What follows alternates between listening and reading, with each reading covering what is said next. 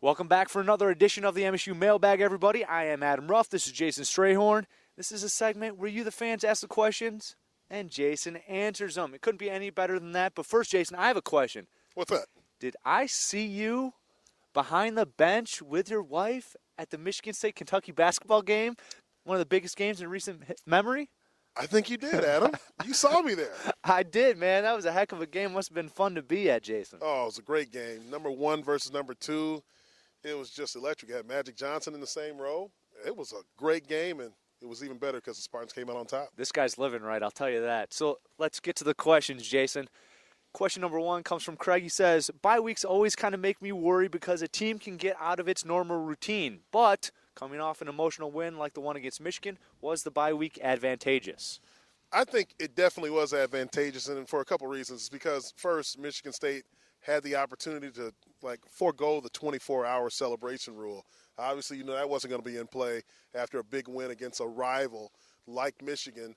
And to do it in the fashion that they did, I'm sure the players had a good time during that week. Also, it gave them some time to get healthy.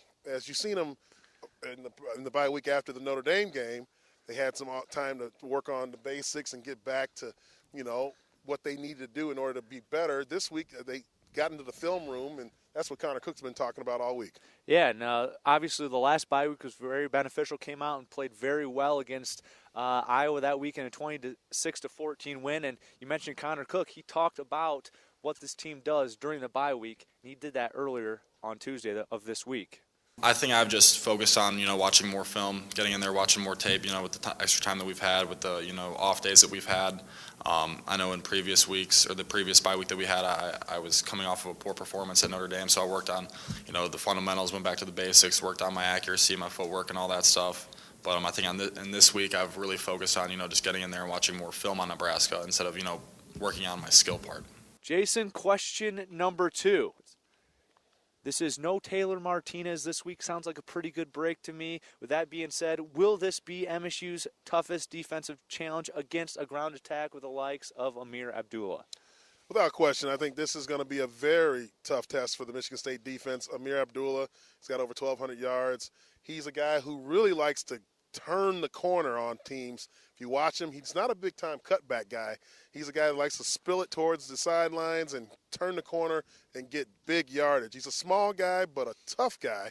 And I think Michigan State has the answer with the likes of Shalik Calhoun and the tough corners we have out there on the edges. Absolutely. Man, you are reading my mind. Shalik Calhoun and Darquez Denard both spoke about Ameer Abdullah at the press conference earlier this week. He's a very shifty guy. I mean, he can make plays. He's really good with his feet. He's really good with getting around people and running around people. So, I mean, the biggest thing is, try the same as with other running backs. Try and contain him, Make sure he doesn't get outside the box. Make sure he stays in the backfield.